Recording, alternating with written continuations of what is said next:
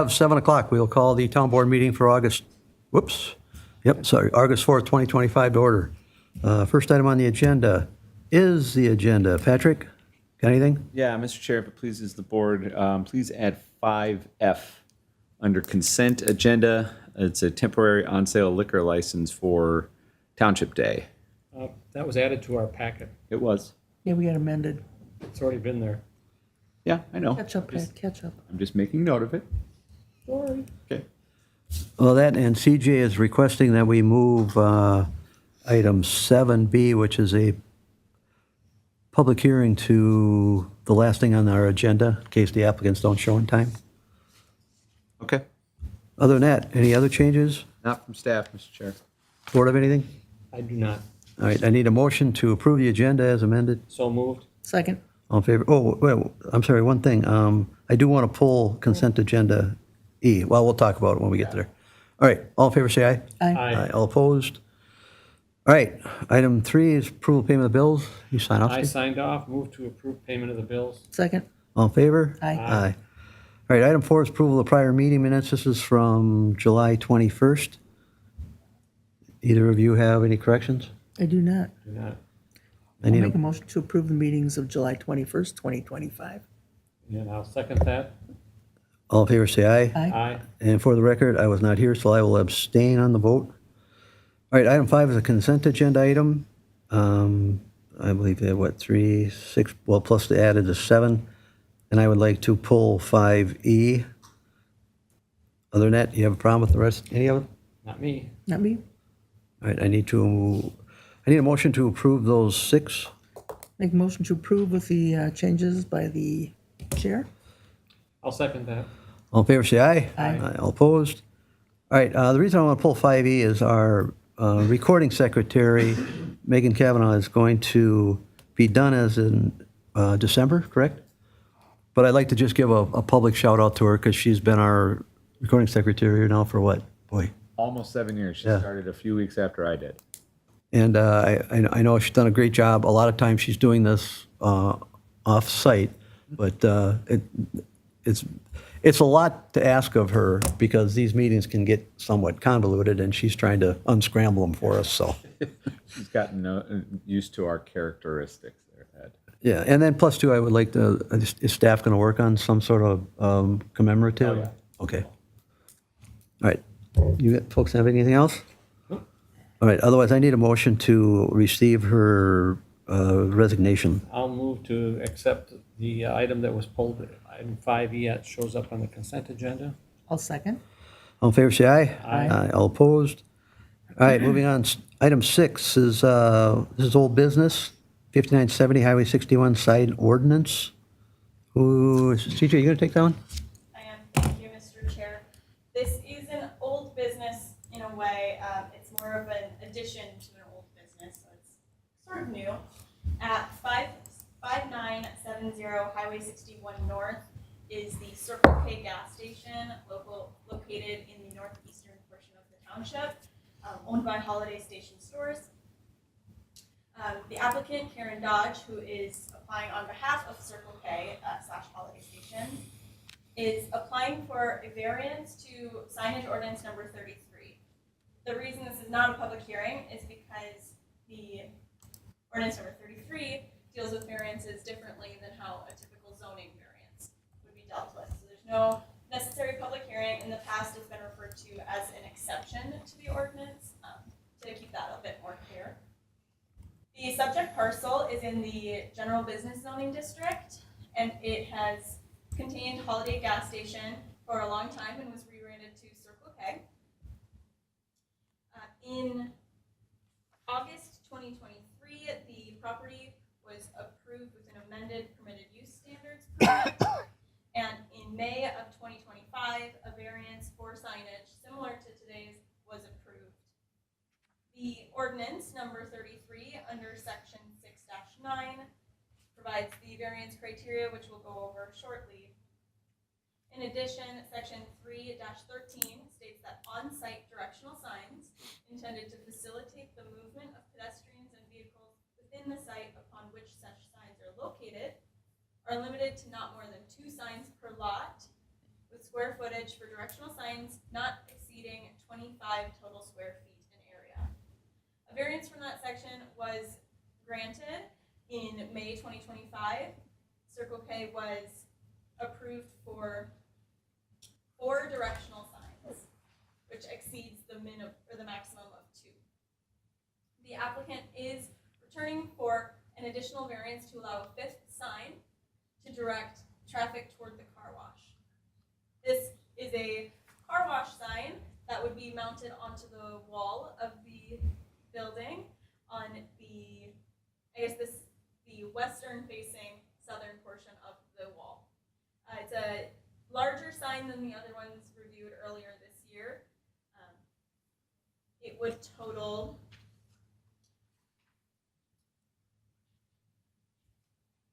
40 square feet of directional signage. So this variance would be to increase from 4 to 5 directional signs and increase to 40 square feet of directional signage, although it is a wall sign, so it's not obstructing view like some other directional signs could have concern for. One thing to note is that currently there are 2 existing car wash signs on the wall. So if you face the convenience store entrance, there's a car wash sign on the left-hand side of the door and on the right-hand side of the door directing traffic to the car wash. These signs were not located on their signage plan from May, so they were not counted toward their previous variance, and it was not known that those existed. Otherwise, they would have been counted toward that variance application request, and they would have been asked to be removed. So the applicant is aware of our request for them to take down both signs, regardless of the result of the application tonight, to ensure that their signage, their directional signage, is in compliance with that previous ordinance that we passed. To evaluate the request, the comprehensive plan doesn't address signage. There are high traffic volumes on both of the roadways, Highway 61 and County Road J, so directional signage in the past has been permitted to ensure safety of truck and vehicle movement and pedestrian movement as well on this busy intersection. The initial variance criteria are in italics with the planning findings following it in your staff report. So the first is the strict enforcement of this ordinance would cause undue hardship because of circumstances unique to the individual property or sign under consideration. While the previous variance was approved with the finding that it would be causing undue hardship in order to ensure the safety of vehicle movement, we don't believe this criteria is met because no undue hardship is expected to occur without the car wash directional sign. Such variances shall be granted only when it's demonstrated that a request will be in keeping with the spirit and intent of the ordinance. The intent of the signage ordinance is to promote public health, safety, and welfare and establish standards for erecting signs, symbols, and markings. The variance request would be consistent with that. So that criteria is met. Economic considerations do not seem to be a motivator, so that criteria is met. And directional signage is permitted within the B2 district, so it is permitted in the ordinance, so that criteria is met. Only one criterion does not appear to be met. However, when the Planning Commission reviewed the request, the Planning Commission did review it and recommend approval of the variance request. Staff also reviewed this, Township staff and Minnesota Department of Transportation staff. There were no additional comments. The county had a few questions regarding their past signage and some clarification on sightlines and such, but doesn't seem to be any concerns there. No comments from Rice Creek Watershed District, the City of Hugo, or the Township Engineer. Tonight you have 3 options: to approve the variance with or without conditions, deny the request with findings for why there's denial, or table it for further review or study by the applicant or staff. Staff and the Planning Commission recommend the board review the variance criteria and consider a few things before making a final decision. So a variance was approved in May, allowing 16 square feet for 4 directional signs. There are 2 existing on the west side and west side of the building, which we would request they remove. In the town signage ordinance, variance criteria, one is not met. So based on those considerations, do you have any questions? Beth? Well, they can put all the signs they want up, but I actually frequent this gas station, and I can tell you the sign that they really need is no standing, because the lane you're talking about, you got the ice guy there, you got the salt guy there, you got any truck that wants to park, they're always clogging it up. They'll never, people just won't. So it's, You talking about on the say good south luck. end of the building? yep, I'm talking about when you go around the corner to go to the car wash, yeah, there's always somebody there at the very end. It's generally a big truck of some sort, and they don't care. They always park there. And I can tell you they did it this week because I've tanked up. Anything else? Nope, that's all. Steve? Well, I do understand what Member Artner says. However, the existing signs do absolutely have no value to the car wash. And I don't see where it hurts anything to have it down at the other Well, end. it's fine, but I'm just laughing. I go with no standing if you want to be effective. Yeah, I don't know how they can avoid people or trucks parking down there, but this whole thing got created when they added the diesel things behind it, and they're trying to make it more safe. So they think it's going to help. I don't have a problem with it personally. Anything else? No. Couple things. Does this signage or traffic flow interfere with that building to the south? I know, in fact, I'm not even sure what's in there now. Or is it sitting vacant? That thing's bounced around, so. I thought it was actually vacant again. But I was just curious with all this going on, if the owner had any input on what's going on with the traffic movement. And then the second thing I got is, I know we're getting old and blind, but do we need a 4x6 sign? That seems excessive for the side of the building. It actually looks a little intrusive when you look at it, but was that even brought up? No. Or that's just what they wanted? And Unfortunately, I wasn't able to attend the planning commission meeting, but Supervisor Ruzick was. Yeah, it was never brought up. Not one iota. is the applicant here? Nope. They are not tonight. Nope. Like I said, to me, it just seemed a little over the top, but Well, it's over the top too. I think it's ineffective, so.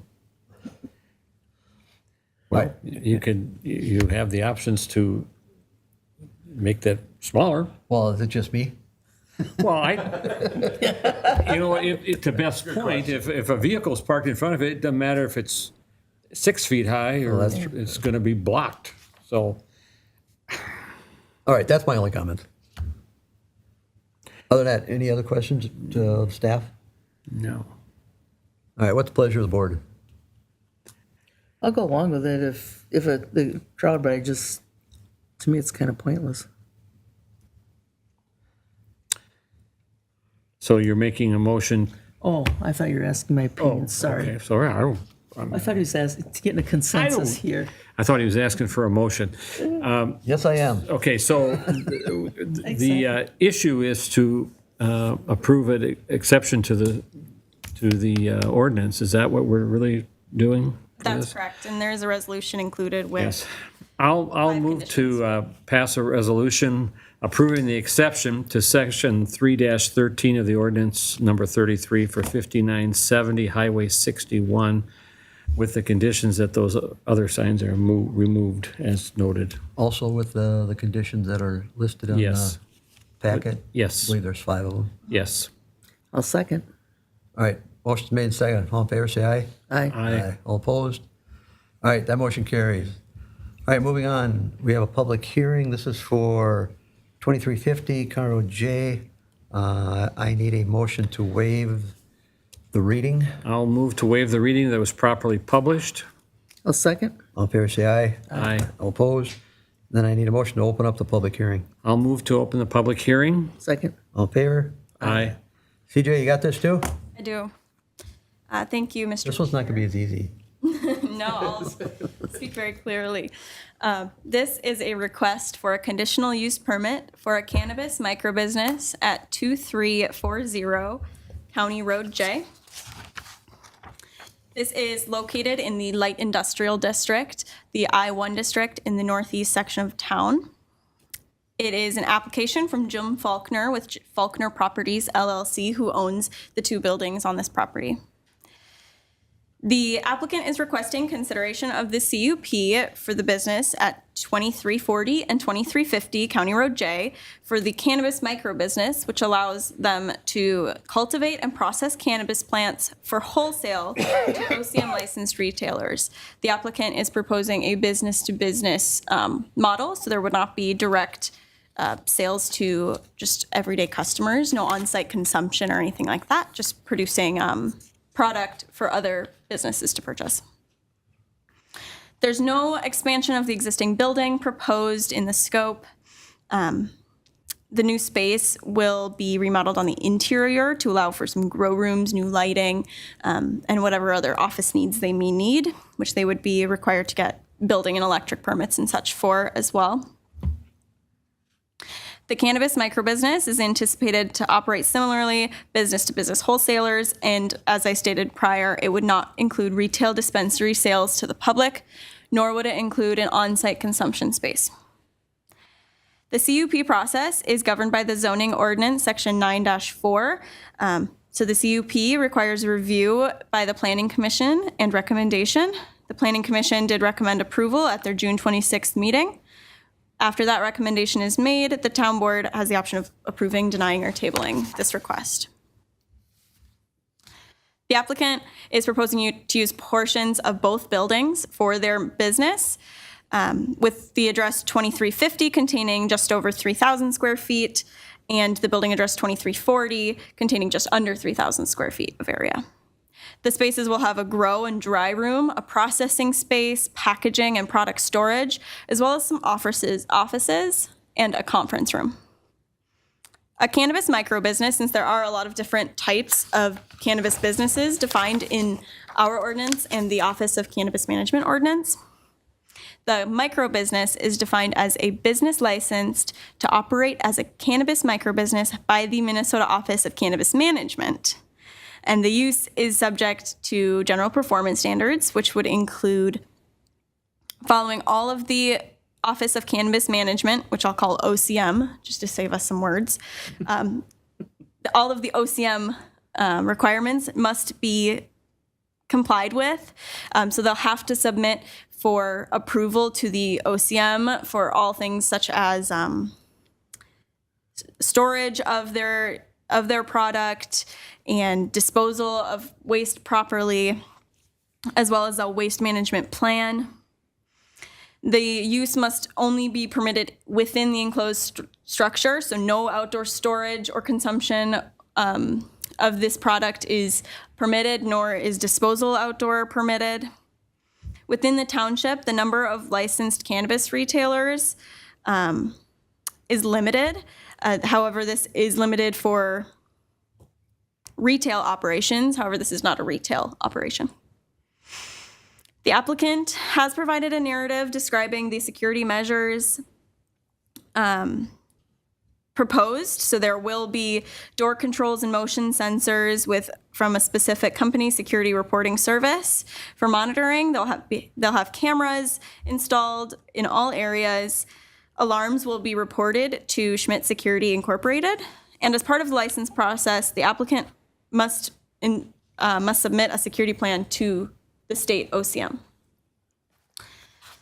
The applicant has also provided information on how the business intends to handle waste, including delivering organic waste to an OCM-approved recycling facility. Additionally, a management plan is required by OCM.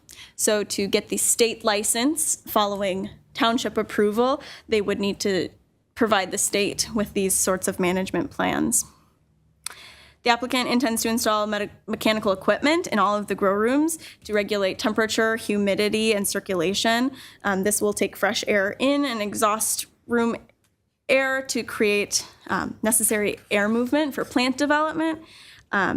So there will be air exchanges used throughout the facility, which also aids in odor management. Again, the applicant is only proposing cultivation within the enclosed structure. So there's no outdoor cannabis cultivation nor storage. The applicant is also not proposing any outdoor storage of lower potency hemp edible products, which is often a question, such as like edibles and THC drinks and such. The proposed cannabis microbusiness doesn't contain any retail dispensary endorsement, so they are not allowed to sell retail. Even if they change their mind, they would need to go back to OCM to get that license, and then also come back for an amendment to a CUP if granted. As I stated prior, section 9.4 outlines the CUP procedure. All of the criteria do appear to be met. The use is located entirely within existing buildings. There's no proposed site improvements. They have provided information on how they'll handle waste, security, and odor, and they will be required to follow all OCM license processes.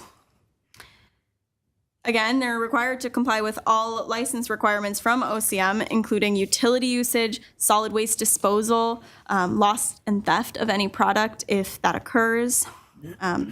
So it is understood that this business will not negatively affect the health, safety, or welfare of the township. The use is required to maintain compliance with all state and local fire codes. So everything would need to be up to code for our fire inspectors, as well as following the codes provided by OCM. TJ, does that mean fire suppression? Yes. Okay. Both buildings? Yes. Okay. The applicant is required to comply with all sewer availability and water availability charges, so those would have to be followed as well.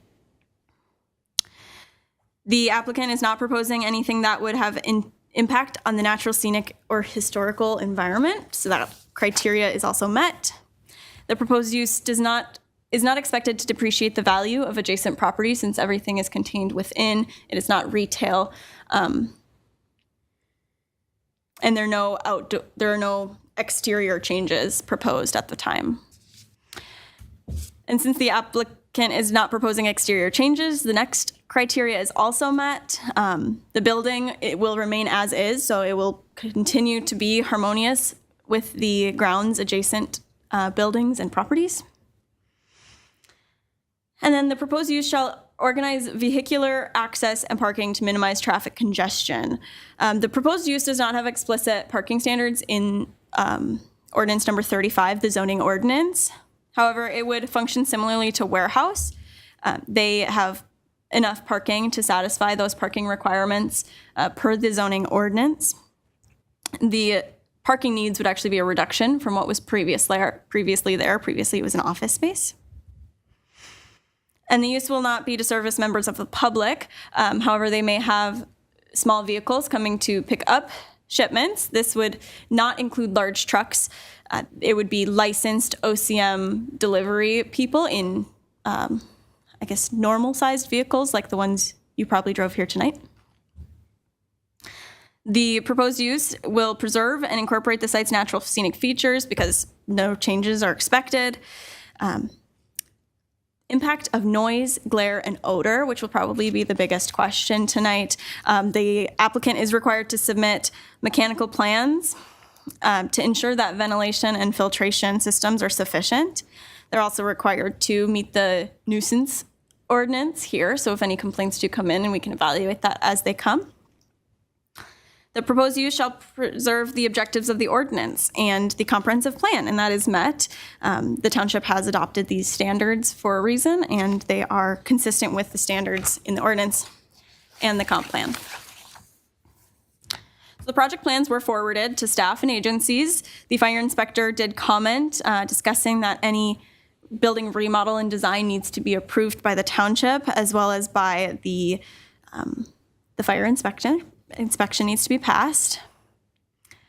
He had a note about hazardous materials. He noted that it wouldn't hold up the planning approval or denial. However, they will need to make sure that their buildings are structured properly for hazardous materials. A few public comments have been received. There have been a few discussions and phone calls after the public hearing went out with staff about what the extent of the application is, and it was mostly residents questioning what was going on and whether or not there would be retail sales or consumption, or if this could cause any public safety hazard. Mainly, the questions were surrounding public safety and the use of cannabis on site. And so staff had explained to them what the extent of the application is. The town board has a few options for the conditional use permit request. You may approve the request with or without conditions. You may deny the request with finding for denial, or you may table the request for further review and study. Following action, if approved tonight, the Office of Cannabis Management will then need to reach out to the township requesting zoning compliance. So once the Office of Cannabis Management reaches out and we provide them with the approval, if so choosing to approve tonight, then the applicant would receive an Office of Cannabis Management license, but only then. So OCM is waiting for our compliance and our approval of this zoning conditional use permit prior to issuing the license. Now, if the Office of Cannabis Management chooses not to issue the license, then this conditional use permit would be void because the use could not even begin. So then it wouldn't ever go into effect. So staff would recommend that the town board approve this conditional use permit with 8 conditions. The first being that the applicant is required to completely satisfy the State Office of Cannabis Management licensing for a cannabis microbusiness, including submission of plans such as a security plan, waste management plan, and a mechanical plan, showing that the use will comply with the Minnesota Pollution Control Agency standards on odors. No odors may affect adjacent properties. That's in compliance with state and local laws. The business shall only conduct with OCM licensed retailers, so there will be no business to business with somebody that does not have an OCM license. No outdoor cultivation is permitted. No outdoor storage of cannabis products is permitted. No outdoor storage of lower potency hemp edible products is permitted. No on-site consumption is permitted. The use is required to maintain compliance with all state, local, building, fire, and zoning requirements. And the applicant is required to pay all sewer availability and water availability charges. Included in the packet is an email between an applicant, a resident who provided comment, as well as a drafted conditional use permit if the board chooses to approve with these 8 conditions, as well as a resolution for approving a conditional use permit for both addresses, resolution number 2558. Right off the bat, does the board have any initial questions? Beth? Nope. Steve? No, but I do for the applicant. Nothing for Okay. you. In here, it says the Minnesota Office of Cannabis Management does have specific requirements. One of them says use of a statewide monitoring system related to the business. How is that different from the security system that they're proposing? I thought that was in compliance with. Good It's question. on page 74. Of the packet? Yeah. I'm just curious, I don't, whether it's Yeah. a private business or this is statewide monitoring. I'm not familiar with the exact regulations, but I'll pull it up and see if I can't discern that. Or if our attorney, Chad, has any comments, he can jump into.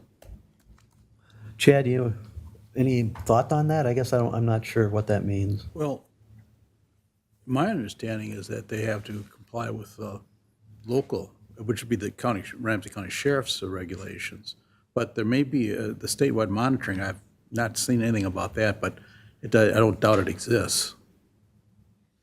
All right, so just where we're clear too, it seems like the cart before the horse is confusing here because they have to get our approval tonight before they can finish applying to the OCM, and then the OCM's gonna get back to us and say if their license is in compliance? No, that's not the way it works.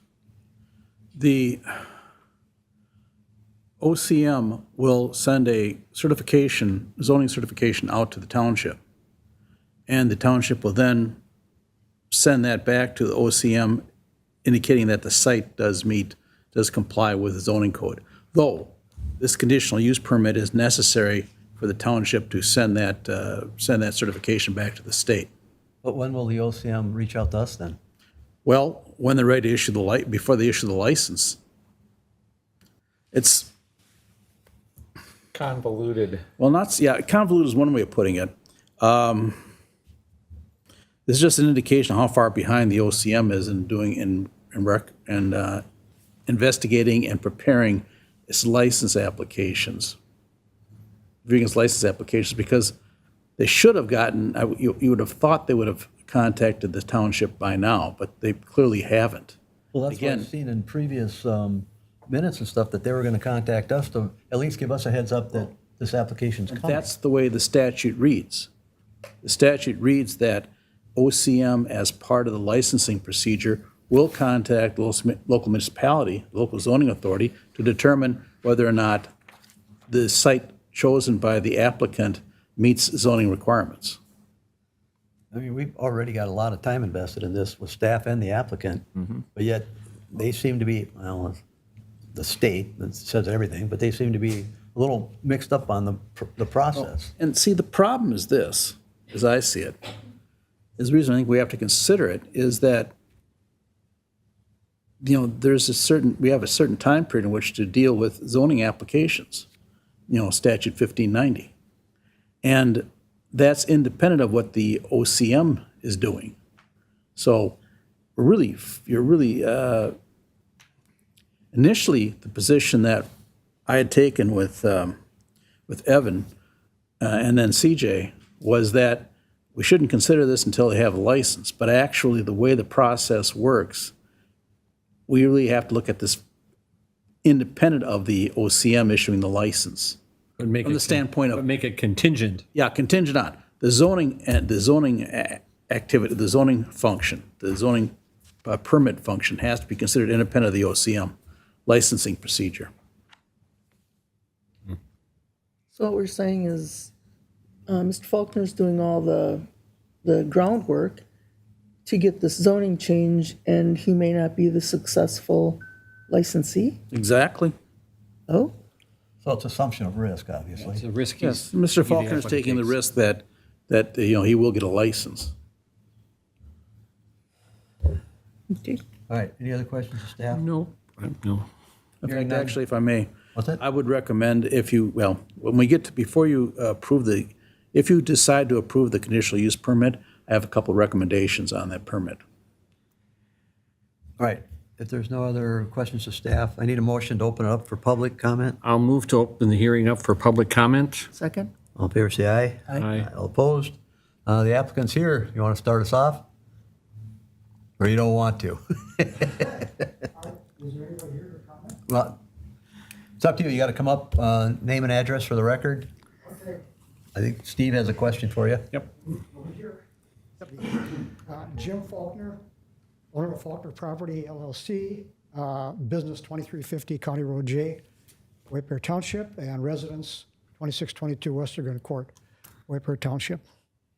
And I am the applicant, the owner of the buildings, and Jay did a very nice job. Staff's done a great job with presenting. I can kind of clear up your question regarding the monitoring. What they're referring to is what they call the seed to sale software, which monitors our first plantings of product, of plants, to the sale by retailers, so the state makes sure that they get their tax money. And that's the referral. It is nothing more than we have to purchase and maintain the companion software to the metric software that the state has, that legislation has ordered LCM to abide by, and we will in effect have a barcode on every single plant while it's in our possession. Okay, so this, I guess maybe when I read it, I was assuming it had something to do with the security system, but it doesn't. No, Okay. no, that's all. The LCM will have, And we've submitted OCM as part of our application, detailed security information, which is Planet Sykes also identified. Yes, the process is just a bit confused. We are in the micro business application where there are no lotteries. Once we get through their approvals, they will give us a license. We are currently in the computer system review process, which has not worked out very well for OCM. And they're having some great difficulty. So they cannot advise us when we will be moving beyond that because they don't know themselves. We were hoping that they would be done sometime by mid-August. And then if we have our approvals from the township, one of the two real key elements that every applicant must have, the other being a place of business, which many of the applicants don't have a place of business yet. So we're hoping to have that done by this time, but they've run into some real serious problems with their approvals, are attempting to straighten them out. They really aren't communicating with us much at all. You know, we're one of somewhere between 150 and 225 micro business applicants, of which 90% are seeking retailing, and about 10% of us are actually grow operations. So even after tonight, if this does get an approval, you're on standby till they give you a license? More or less, yes. We're waiting. We've gone through one part of the process that we have approval on, and now we're in the second of 5 of the approval processes, and that one is apparently not moving along very well. So, All right, Steve? My question, couple questions. One has to do with, they said there's no change to the exterior of the building. 2340 and 2350, you have, they're both your properties. yes. Well, one of the inquiries had to do with 2340 and that there's mail delivery confusion for another business. No, the business will be mail destination will be 2350. Okay, but their concern is that they already have people trying to deliver mail at 2340, and they want to know if there's any way to basically put a sign there that that's not where the mail delivery for your 2 properties is. They need to go to 2350. All the mailboxes are addressed. Well, there must be a problem. I don't know why they would say that there's a problem with the delivery. Or who, does it indicate who it is? Because I only have 2 tenants in the building. What's their, yeah. Capra Properties. Yep, the comment came from Chris Capra of Capra's Utilities, Inc. Oh, no, they're on Libel Street.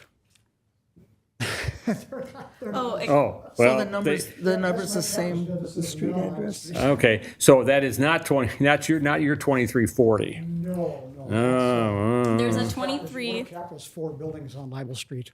there's a 2340 Libel Street. There's also a 2340 County Road J. That probably Mr. Faulkner's property is is County Road J. on the J. So that's really So that's on the a mailman. non-issue. The other question I had really had to do with the security plan.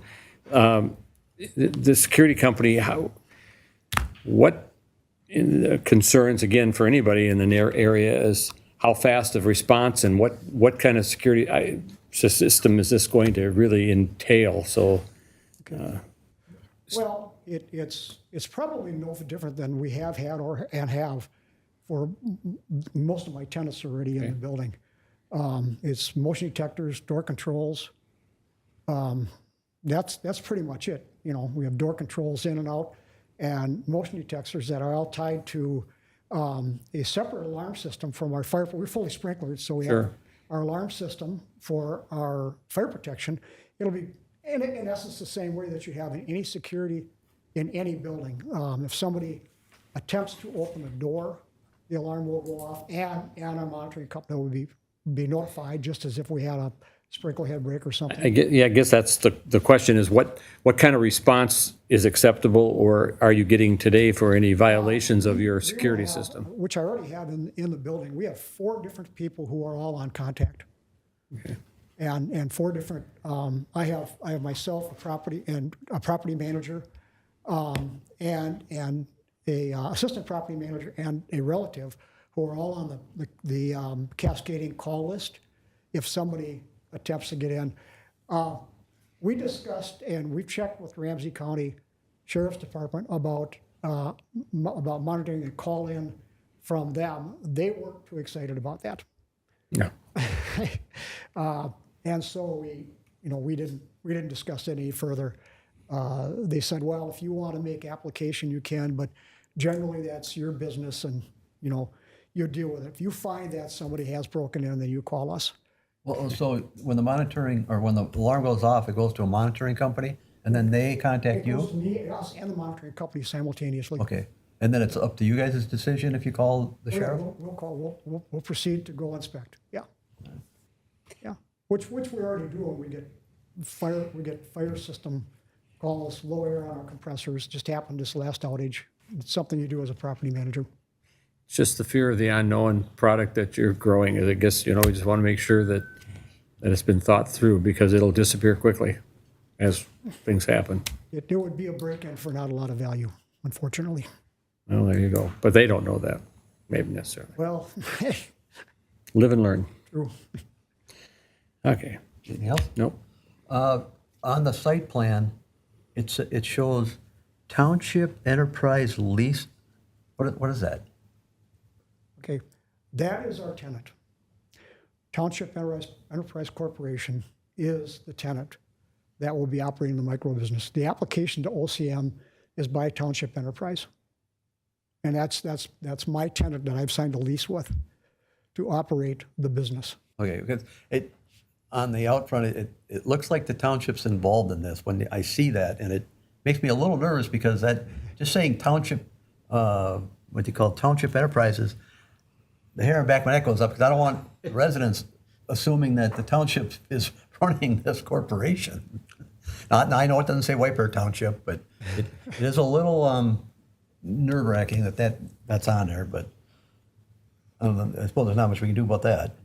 So is the correct name for this whole resolution, though, the property, or is it who's actually running the I mean, business? that's the business name, correct? That's Because the resolution is Jim Faulkner Property Faulkner LLC. Properties. as the business owner, as in all zoning changes, CUPs and so forth, the building owner's responsibility to get that zoning. And that is the proper name, Jim Yeah, Faulkner Faulkner Property LLC? Is under the CUP zoning. The application's proper in terms of the name, of the applicant. Okay. Now, the applicant is me. Yes. All right, any other questions of the applicant? No? All right, thanks, sir. Thank you. Anyone else wish to speak to this? Going once, going, That issue or any? just for this issue. All right, hearing no other, I need a motion to close the public portion. I'll move to close the public portion of the hearing. I'll second. All in favor, say aye. Aye. All opposed? All right, any other questions of staff or the attorney? I guess before we discuss passing it, Chad had some comments that he wanted to add as a condition. I would recommend, if you decide to grant the conditional use permit, I'd recommend that instead of having 8 conditions, you have 9. The 9th condition would be simply the last sentence of condition 8 be a separate condition, simply because it emphasizes the fact that the permit is conditioned on obtaining all local, state, and federal permits. And actually, we should include, including but not limited to, OCM, a license from the Office of Cannabis Management. In addition, I would also recommend that there be a special emphasis on the fact that, if you note on page 72 of your packet, it states that fresh water drained from, the nutrient reservoir will be flushed periodically when empty, with fresh water drained into the sewer system, your sewer system. Any drainage in the sewer system should meet all requirements of the MPCA and any other license requirements or any other requirements that the township is subject to from the Metropolitan Waste, Metropolitan. Isn't that in number 1? I'm not so sure It about says that. Minnesota meets Minnesota Pollution Control Agency It standards. shall comply with, but comply with, there's, if you notice, it talks about odor. I'm talking about the nutrients and whatever nutrients, pesticides, whatever the contaminants may be in the water itself. They can have to be clear. It's not just odor, it's also the water draining into your sewer system.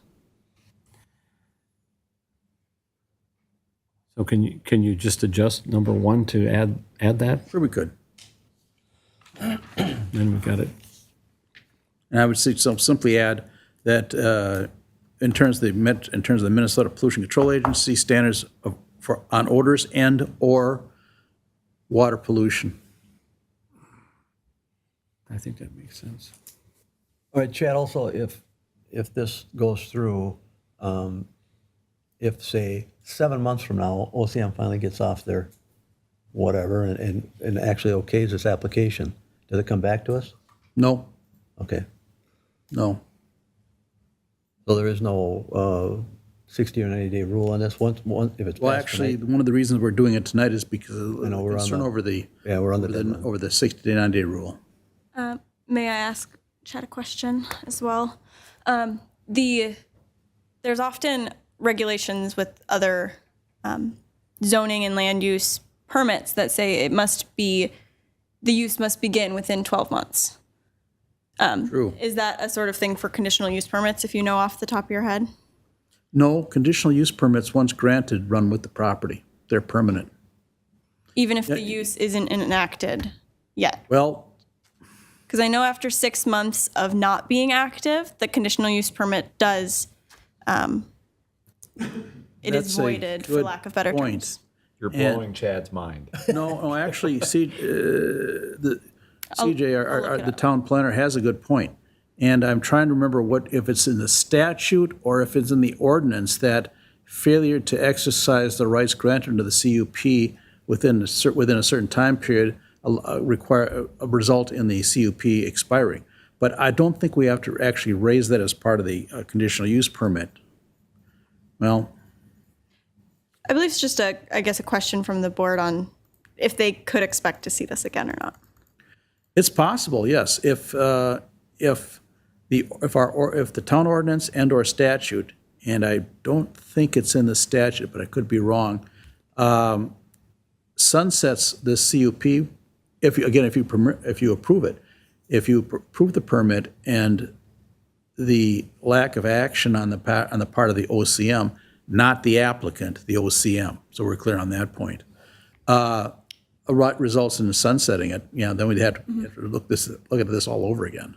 Within Township Zoning Ordinance number 35, section 9-4.5, in the performance section of the conditional use permit regulations, it states that subsection B states activities authorized by a conditional use permit shall be initiated within 6 months after approval of the town board.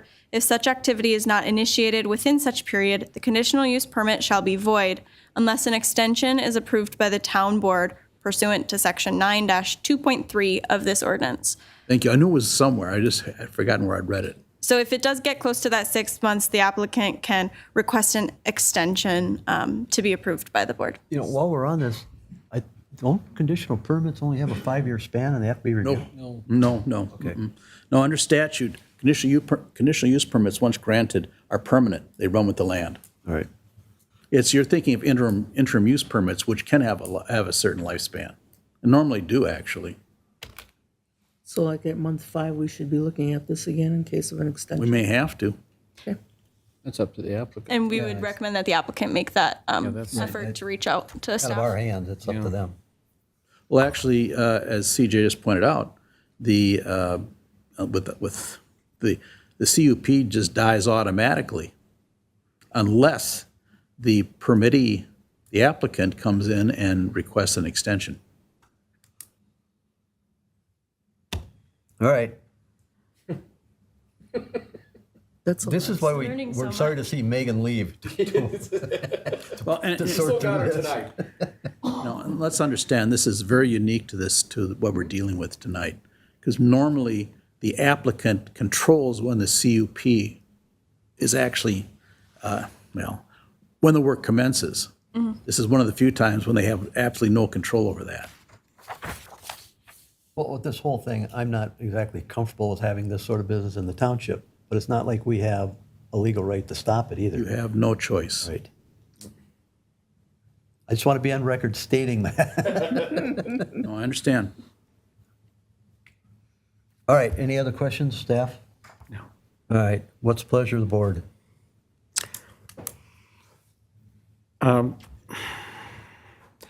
I'll make a motion to pass the resolution approving the conditional use permit for 2340 and 2350 County Road J and the parcel number 013022210025 with the conditions noted of really 9 now, that changing the last sentence of 8 to add in another one. So this is going to have to be rewritten before it's signed.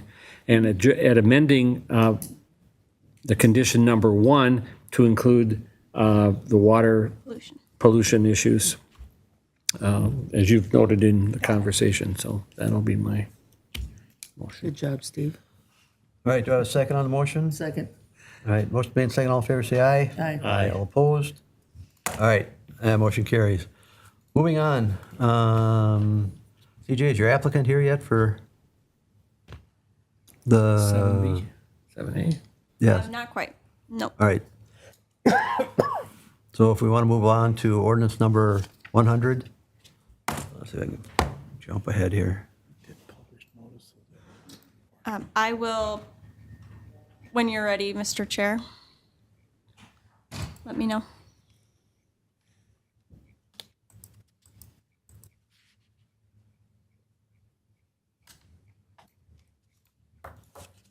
All right, this one will also require a waiver of the reading, correct? I can get to it. Yes, it will. Yes, it'll be a public hearing. All right, I need a motion for that. I'll make a motion to waive the reading that was properly published. Second. All in favor, say aye. Aye. All opposed? All right, then I need a motion to open up the public hearing. I'll move to open up the public hearing. Second. All in favor? Aye. All right, CJ. This is a moratorium on variances for non-conforming uses and structures to the Township zoning ordinance. It's interim ordinance number 100 to current zoning ordinance number 35. This would be essentially an ordinance that would put a pause on any variance applications as they relate to legally non-conforming structures and uses. The intent of the moratorium would be to allow staff, the Planning Commission, and the Town Board to review ordinance number 35 as it relates to expanding existing legal non-conforming structures. The Planning Commission has begun working on an ordinance update, discussing what some paths forward might be for residents and business owners who want to expand upon non-conforming structures or uses. In the past, we've used the example of taking a flat roof and making it a pitched roof. That does expand the use. It expands it vertically in terms of the size, which currently we do not have anything in the ordinance stating that they could go ahead and get a variance for that or get any other sort of permit for that. However, the state statute does allow us to adopt something, a path forward for expansion if the township so chooses. This moratorium does require a public hearing, as we currently know. It also requires that written notice be sent to any person who submitted a housing proposal or a pending housing proposal or has provided written request to be notified of this interim ordinance relating to housing proposals. And it must be mailed at least 3 business days prior to the meeting. TKDA planner Andrew Boucher, he has made this happen. There were 3 residents that have reached out in the last couple of months regarding expanding non-conforming uses. One of them made a formal application. However, with this pending moratorium, we let them know that we would need to, we couldn't allow a variance for such. So they've been notified, as well as the other 2 that were inquiring about expanding their structures. If the town wishes to extend an interim ordinance, another public hearing must be held not more than 30 days before the expiration of the current interim ordinance.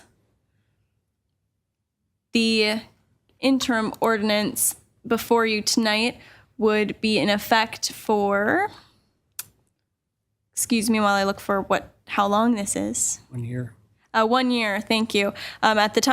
At the present time, it is expected that the necessary study and implementation can be completed prior to August 4th, 2026. We expect to complete this significantly sooner than that, and that is our hope.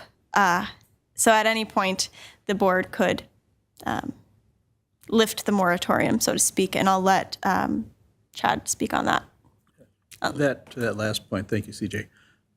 So everyone is clear, the moratorium does not have to exist for 1 year. It can be shorter. The year is the maximum amount of time. So don't assume that that variances are basically frozen for a year. They're not. As soon as the board acts, it'll be over with. Do you have any questions? So what you're looking to approve is this, an interim ordinance prohibiting acceptance of consideration? Is that the one I'm looking at? Yep, that's correct. Okay. And CJ, if it's at the planning commission now, just ballpark, do you think, what are you thinking? I'd say they'll see another, based on their conversation, again, I wasn't present, but if you'd like to speak on that. I will speak on that. I was present, and as it was laid out by, his name Andrew? Andrew Boucher. Yeah, he said, this is the opening session where we're going to start talking about it, and we have to reach out and see what makes sense and what doesn't. So realistically, I think you could say 6 months or less, but that's what they were at that point, was we got to see what we want, what we can do, and what makes sense, and some of that is seeing what how other communities have handled this situation and modernize our current process. Fair? Well, plus two, this is not an easy No. task. This is going to be, because of the township, just the dynamics of brand-new developments, old cottages, 40-year-old homes. We've got a multitude and a mixture of everything, so. Well, lot sizes too are just all over the place. Yeah, so it's going to be a challenge to get something that works to fit all of them. Some of this commentary had to do with reaching out to looking at communities that have lakes, old lake properties similar to us, such as Lake Minnetonka. The communities around that lake have probably had to deal with these same situations. And instead of reinventing the wheel, let's see what's out there to make it more logical for moving forward in a modern world. If I may, Mr. Chair, the whole point of considering this ordinance is to create flexibility for people. Because right now, the existing ordinance does straitjacket the town in considering variances, basically, to legal nonconforming uses. Chad, how's this going to affect our policy on reasonable use without getting into hardships and? Practicality. Yeah. That's interesting, because I know in the case of Minnetonka, they've actually, their standard for allowing expansion of nonconforming uses is as a variance. So then you'd be applying the variance standards. Another option would be to go a different type of permitting route. The township could adopt any sort of permitting process, a new application with new standards. So another section of the ordinance could list the standards, maybe modeling after the variance criteria, but they don't need to be exactly the same. It doesn't need to be an ordinance, is that correct? Or Exactly. a variance, excuse me. For example, you could use conditional use permits. Exactly. You'd be looking into like sightline standards, because that's always a big issue.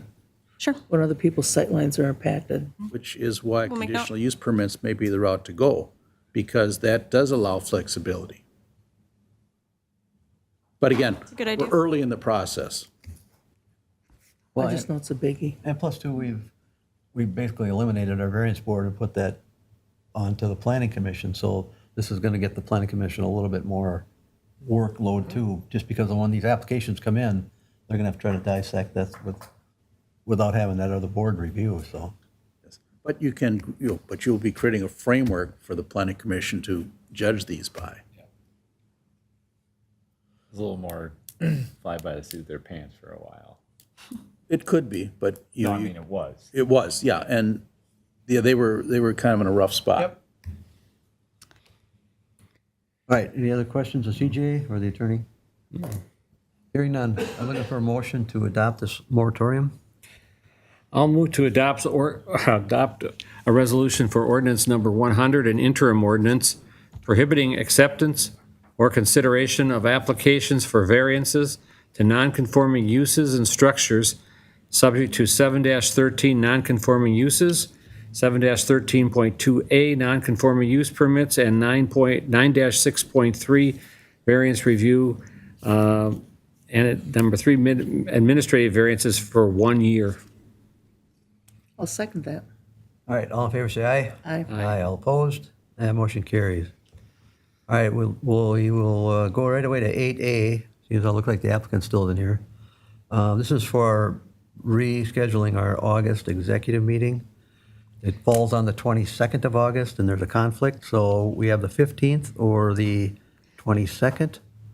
Mr. Chair, I What did I say, 29th? Oh, sorry, yeah. 29th. I would accept moving it to August 15th if I the would others. second that. Well, you'll have to have someone else appear there, because I'm unfortunately in court that day. I am gone as well. The 15th? Well, you can be. Someone else could take your spot. His is very important. I would ask. Probably do it without me too, so. Yeah, I guess would do it's it on the 29th if you could. The only did you reason we say did that? that was try to keep it away from the holiday weekend, Yeah. but Right. Is anybody going anywhere that week? doesn't matter to me. No, fine. that's fine. All right, so we're going to move, I need a motion for the 29th. I'll move to make the August executive meeting for August 29th, 2025, at the same time, same location, which is 8 a.m. at the Township Administrative Offices. I'll second. All in favor, say aye. Aye. All opposed? All right, we're going to go back. We have one more public hearing. This is 5960 Highway 61, Suite 101. I need a motion to waive the reading. I'll move to waive the reading that was properly published. I'll second. All in favor, say aye. Aye. Aye. All opposed? Then I need a motion to open up the public hearing. I'll move to open the public hearing. Second. All in favor? Aye. Aye. All right, CJ. Thank you. One last one is a request for a zoning ordinance amendment and a permitted use standards request for 5960 Highway 61 North, Building 2, Suite 101. This is located in the General Business District, B2, in the northeast area of the township, as were the other applications today.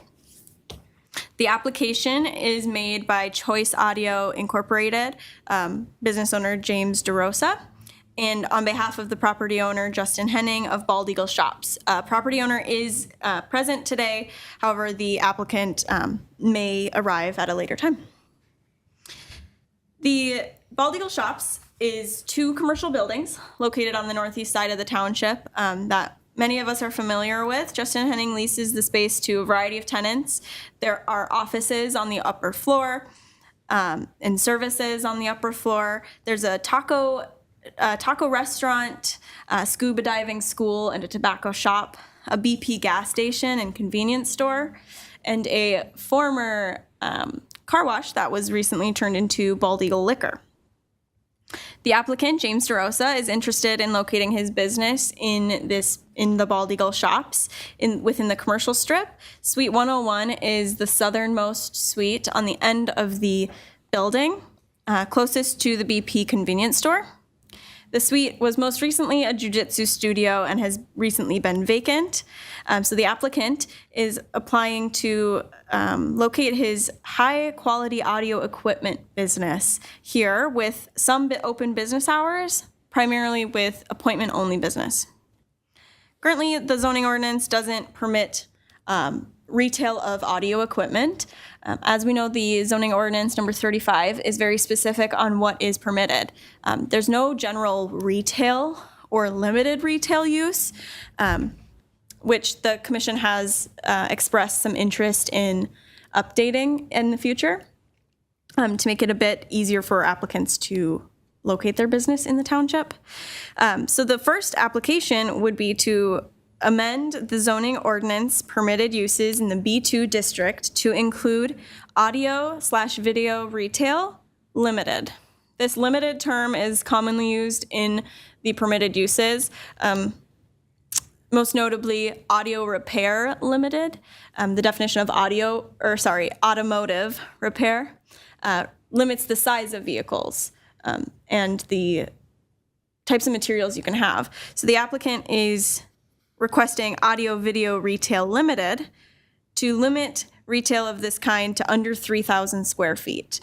The intent behind this, as stated by the applicant, was to prevent the location of big box stores like a Best Buy that may fall under audio and video equipment from locating in the B2 district. The Planning Commission reviewed the request at their June 26th meeting, and they recommended approval of both applications, which would be tonight motioned on in a specific order, specifically making a motion on the zoning ordinance amendment first, to first either allow or not allow or prohibit the use, and then a permitted use standards permit if the zoning ordinance is approved. Well, obviously, there's no installation of this stuff. It's just out the door. They may be, right, no, they are not they're not installing the equipment at somebody's home or at the shop. The use would be stereos and such. Like I've said, they've described it as high quality audio. The applicant has stated that it is for a client base that he calls audiophiles, people that are very passionate about sound quality. They are proposing 2 separate rooms within this space that the building inspector and fire inspector have both been to the space, both included in your packet. One would be a listening room where they could test out and interact with the product, and the other would be a more office space. The permitted use standards permit request does have standards listed in the zoning ordinance. Conditional use permits, as you heard earlier, you could add conditions to that permit. However, permitted use standard permits, the standards are already listed in the zoning ordinance. So by approving a permitted use standard permit, you're also permitting these criteria, these conditions that are already set forth in ordinance number 35, section 9.3. A few notable things is traffic pattern and parking. The space has significant parking that does exceed and meet the requirements of the zoning ordinance. The applicant states that traffic may be reduced from its previous use. Previously, it was a jiu-jitsu studio where many people would be recreating there at a time, whereas the intent of this business is some open hours. However, it's appointment only, excuse me. Another note is that the objectives of the ordinance shall be consistent with the recommendations of the comprehensive plan.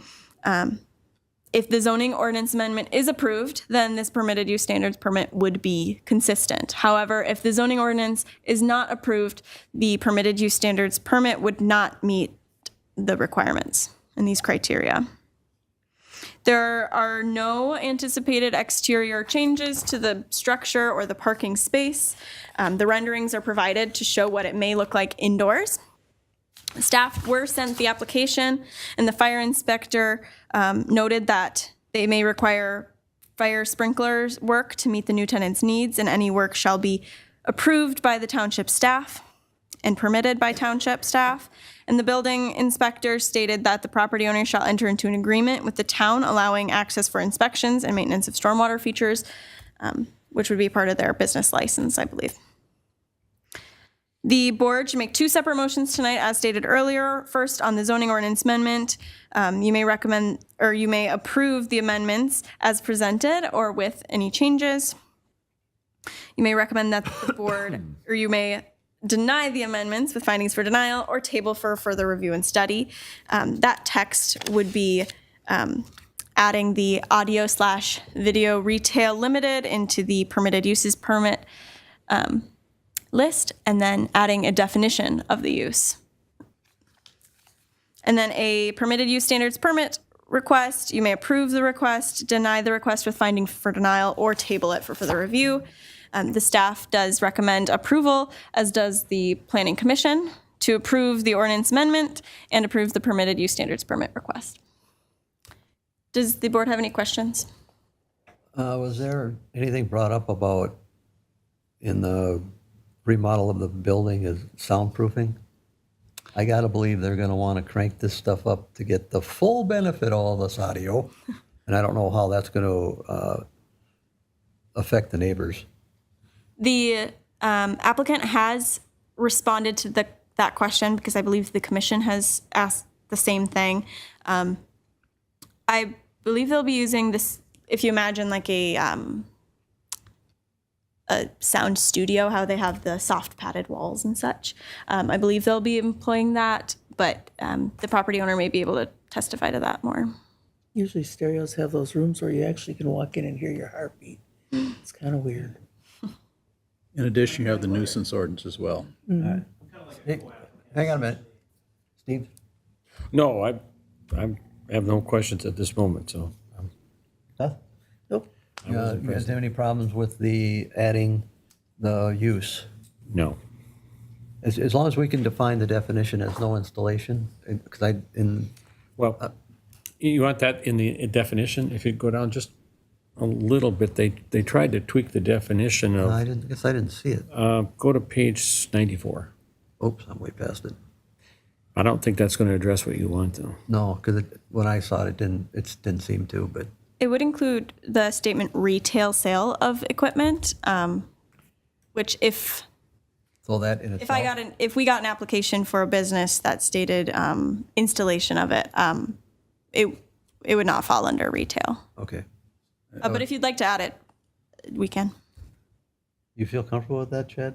Yes, well, I understand what the purpose of the business is. This is not car stereos.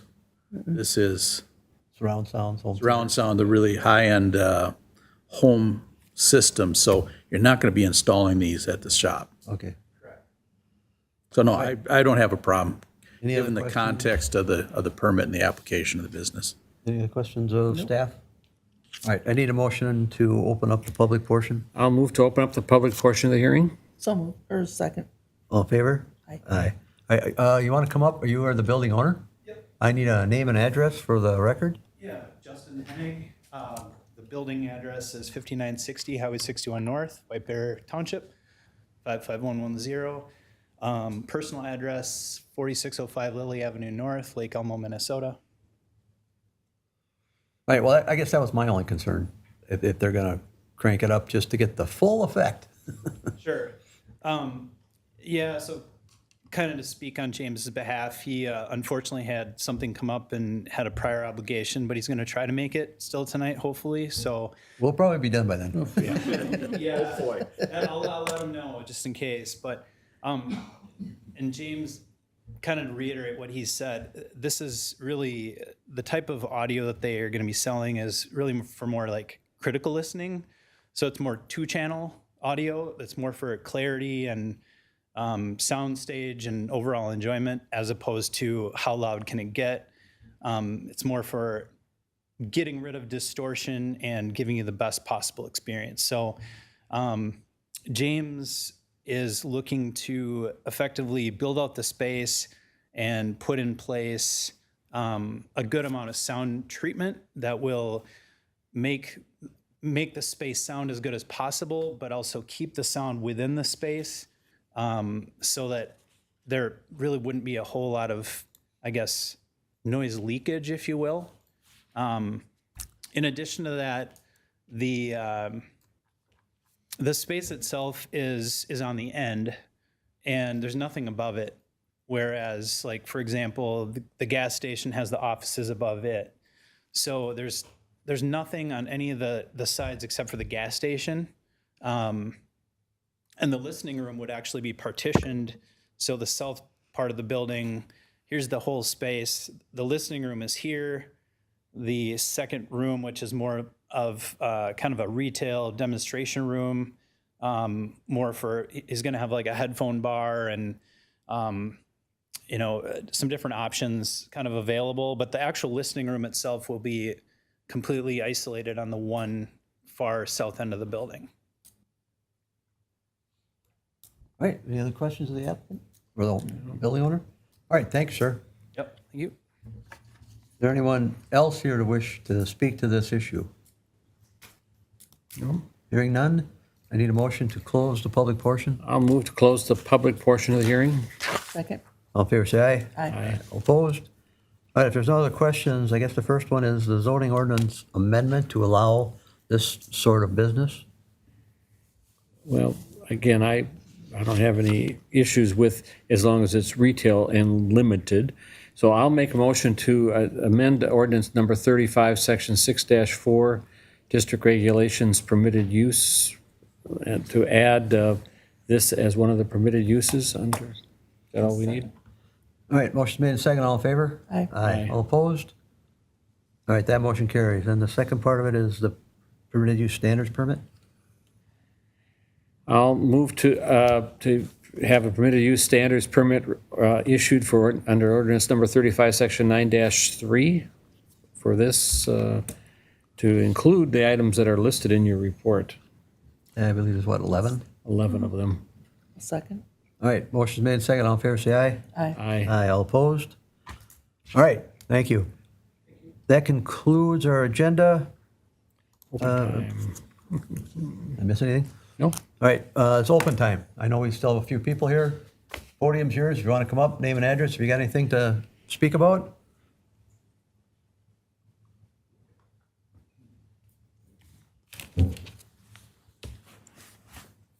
All right, my name is Tim Hedican. I live at 5978 Norway Pine Court in White Bear Township. And I'm here to ask for some help on an issue that I've had for the last 4 years with a neighbor. I have a gentleman that lives behind me that has pretty much violated every ordinance you can imagine for White Bear Township as far as what he has in his yard. Since he's moved in, he has hoarded. He has things back there like you wouldn't believe. I recently, 4 years ago, I had to take my shed down, come in, apply. I wanted to put a garage in my backyard. Went through the whole ordinance, followed everything, perfect. Everything was fine. Put my garage up in the back. I had an issue where a tree fell on my house one time. I have inspector out, Mike Johnson, you guys know him, yeah. So he was out to inspect my garage. He was out to inspect my house. And recently he's just been out to inspect the 2 bathrooms that I had. Every time Mike's been out there, I have dragged him through my backyard and showed him this neighbor's property back there, and nothing happens. I had applied 3 years ago through the township, following the directions from the gal behind the counter, to file a motion or whatever you want to call it, to have somebody come out and look at the property and just make the guy comply. So now I'm to the point where my wife wants me to spend thousands of dollars to put up a privacy fence between me and him so we don't have to look at all the junk in his backyard. It's my understanding that you can only have one outbuilding on your property besides your house. I think he's up to about 6 back there right now. He's got wood piled up. He's got stuff piled up against the neighbor's fence to the point that the neighbor's fence is starting to push over. Sherry Boncher, who lives right next door to him, she was on the original complaint with me about this guy. I just want somebody to come out and look at the thing and make the guy comply and clean up the mess. Patrick, you familiar with that property? I've not heard of that one. What was your the address address? again, sir? Pardon? What was your address again? Mine is 5978 Norway Pine. Okay. And he is on Mallard Ponds. He's 5991 Mallard Pond. 5991. Yeah, because every fourth Friday of the month, we sit down with the building inspector and go over nuisance properties. I don't remember this one hitting the. Me either. So I'll have to check with Mike It tomorrow. was probably 3 years ago that I filed the paperwork. Okay. And again, Mike did come out, and nothing ever happens. Because usually if a nuisance abatement order or something has been filed, we see it. And I guess I just don't remember seeing this one, but we will obviously follow up on it. Okay. In fact, well, we just changed our. No, Do I have to come in the township and file out any more paperwork? No, because- No, you've, I will discuss it with staff tomorrow. I'll request that Mike reach out to you following up our discussion and see what we can do about it. So, And trust me, we have a number of properties like this. It's Yep, very we're working difficult through to it. make these people comply. Well, I was one of the original homesteads there before they started the White Bear Ponds. So I've been in that old Rambler my driveway used to line up with the golf course before the second phase of White Bear Ponds came in. And then that's Mallard Pond's first phase came in and all the houses were built behind me. So I've been there for 35 years. And this is ridiculous. There's nobody else. I mean, people don't take care of their yards or whatever. That's one thing. But he's got 2 small kids back there. And I don't know how you would let your kids, well, maybe when I was a kid, I used to play in that stuff, I guess. But, just for safety purposes and stuff like that. And again, Sherry, she's just asked him to move stuff away from his fence. He's got things like jungle gyms. He's got 4 or 5 of them torn down and just stacked up lumber, and he's got other things, piles of pallets, and Which is really sad because we just had our township cleanup days where you can literally come down for free and get rid of this Whatever stuff. you want. I know. And these, hoarders. So hoarders don't get rid of it. well, that's true. That's why it's very difficult for us. But trust me, once it's on our radar, the township's kind of a complaint generated. We don't know about these things until folks like you let us know. So, but once it's on the board's radar, then we'll stay on Mike to get Yes. something resolved for you. Perfect. Well, that's all I want. I'm afraid to let my wife back there because they're about the same size, and just be, so we're clear, there's not a real quick resolution to some of these so you don't look at it over, I mean, you've dealt with it for 3 years, but we've had, as Ed was alluding to, we've had some that after we've taken our actions, it takes several years because it's. And what happens, legal sometimes process. if it gets really into a legal battle, it goes to court. Yeah. And the courts just don't seem to really want to hear about it. However, the Big first into step has been property taken. rights, property rights. no, I just want to make sure that we've got it out there and that somebody comes over and looks at it. And We got you. No, absolutely. Fair. The most recent thing is he was burning in June. He had a fire going back there like you wouldn't believe, and there was a statewide red flag ordinance out for no fires anywhere. The Ramsey County official or the squad showed up, and they're the only ones that have ever made him do anything. They made him put out the fire real quick. He Yeah. has a tendency to, oh, I don't understand, that kind of stuff, And I said, well, we all have to comply. All right, appreciate it. Thank you, sir. We'll have staff contact you. Thank you We very got much. you. Thanks. Next. All right, anyone else? My name is Bob Leeper, 2302 Fifth Court, White Bear Township. I've been up here a few times. That one we know about. Yeah, I was gonna jump right up alongside him and say, been here before, heard that same stuff. So this is regarding Fifth Court, the roads of Fifth Court, which are falling apart daily. And I was up here back in '24 asking what the plan was because our road has been patched and patched and patched. And in '24, the board says that we were gonna get that replaced in '25. It's complicated back there because of the property lines and so forth. And there was talk about doing a storm system back there. They said in '24 that we would do it in '25. And I find out, a couple months ago that the White Bear Township was given $7 million for road repairs. White Bear Township doesn't have that many roads, really, and a lot of it's water, a lot of it is parks, forestry. So there's not a lot of roads, so I'm kind of confused as to why I haven't seen any. Here we are halfway through '25, And I haven't seen any surveyors, no engineers, no markings in the streets. Nothing seems to be happening back here in Fifth Court. So can you give me an update? Well, right now, we have 64 miles of road. That's not nothing. For a township, that's a lot of roads to maintain and repair. Now, I don't know on our schedule for road maintenance where, I remember discussion with engineers that this did get bumped to 26. I'd have to confirm that, but every road is rated, and every rating falls in priority. And if another road comes in before it, it gets bumped. And that may be why it's pushed 1 year. So do you just have one crew that does road repairs? No, we take everything out for bid. All bid. It's out for bid? Correct. And they just can't get to me It's, for the next couple of years? I think you're misunderstanding what the board's saying, is that the town consulting engineer provides a list of roads. They review each road and they determine what the classification of each road is in terms of how bad as it is. And then they create, every year, the consulting engineer creates a schedule of road replacement. And if I understand, your Fifth Court is now on schedule for next year's road replacement plan. So you'll be hearing about this because more than likely, there'll be an assessment involved.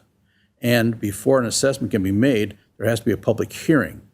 And that requires, first of all, that the engineers make an estimate of cost, an estimate of what has to be done. Then they have to give an idea of what the cost is, and that cost has to be approved by the board, and the board then has to decide whether or not it's going to assess that. So I would suggest that you just follow, keep in mind, just follow along with what goes on. And I assume that does TKDA, have they published that schedule at all, or? no. Okay. No. Just watch your mail, because you'll be getting something on this. So there's no way for me to get a list of the roads, like this one's next down the line? Actually, You they can do request that. Bob. Yeah. Yeah, Happy to share right, that with you. yeah. They do it annually. The TKDA, the consulting engineer, presents a list to the board annually of what should be done next. So, But they do get moved around a little bit because of the size of the projects, and something bumps it out because of urgency. But it's out there, it's on the list. I can 100% tell you your road is on there, but it may have moved. It's probably the shortest road. Well, but also remember, that's $7 million. Next year's road improvements are what, 5 million, 4 million? 5.2. So we can't spend it all on one road improvement. We divvy that out, hopefully over the next 20 years. So we're still gonna have to assess and bond for these road projects. So it's not a minor cost. It's something we look at very seriously. Okay. That's a big part of our budget every year. And we don't get road aid assistance, and we don't get LGA. Essentially, we wanted this $7 million to last us at least 15 to 20 years to offset not having those two revenue streams into the. And we've been doing this with nothing. We just got that 7 million, which is a great help for us, but it's not like we can just blow it all on the next year's project. if you dig out the past minutes of the board, you'll see how the plan has been set out, has been carried out in the last, probably almost a decade now. I think that the township has had a plan for road rehabilitation. Maybe a decade's a little long, but it's been going on for a The planning's been while. going on for almost 10 years. We've actually gotten into the project over the last 5.